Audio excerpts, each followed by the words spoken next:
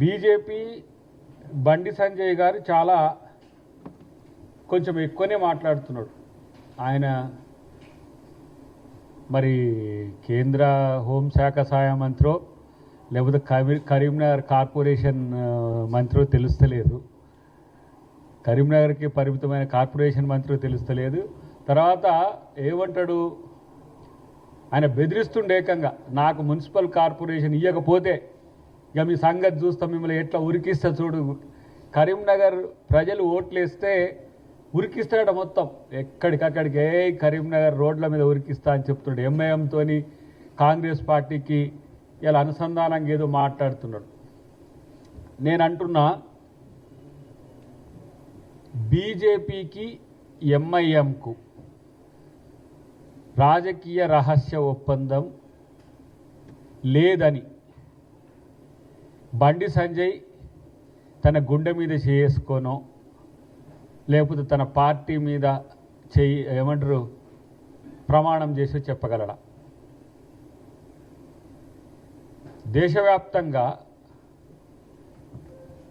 బీజేపీతో ఎంఐఎం కుమ్మక్కై చేసే రాజకీయాలే కదా.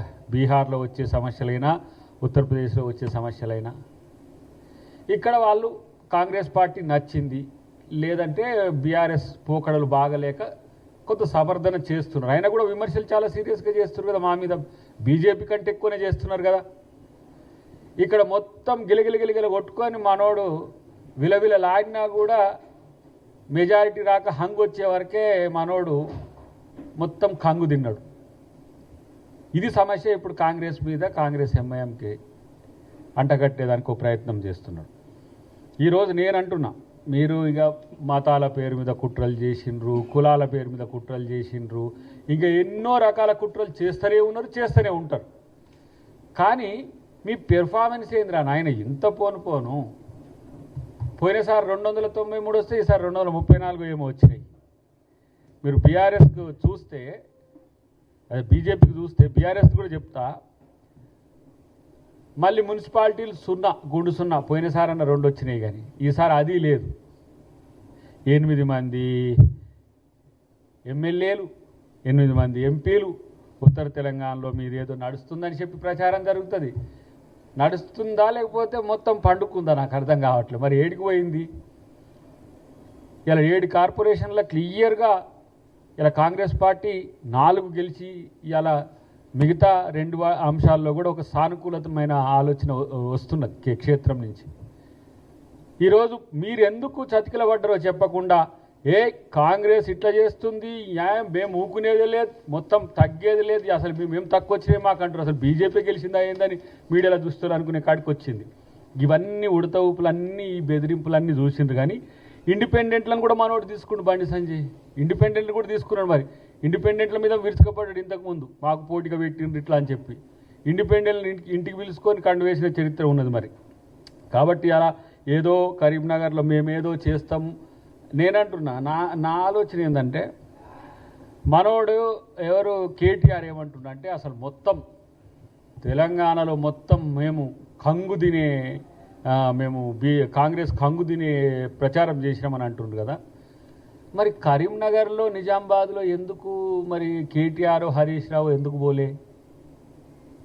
ఒకవైపేమో ఎంఐఎంతో రాసే ఒప్పందం మొత్తట నడుస్తుంది. ఇక్కడ ఏది వాళ్ళ పార్టీ బతకడానికి, వీళ్ళ పార్టీ బతకడానికి హైదరాబాద్ ఎన్నికల కొరకు చేస్తుంటారు. అది కామన్. హైదరాబాద్ ఎన్నికలు వచ్చేవారికి మళ్ళీ MIM versus BJP, BJP versus MIM నడుపుతుంటారు.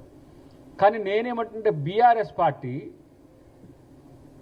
కరీంనగర్లో ఎందుకు ప్రచారం చేయలే, నిజామాబాద్లో ఎందుకు ప్రచారం చేయలే?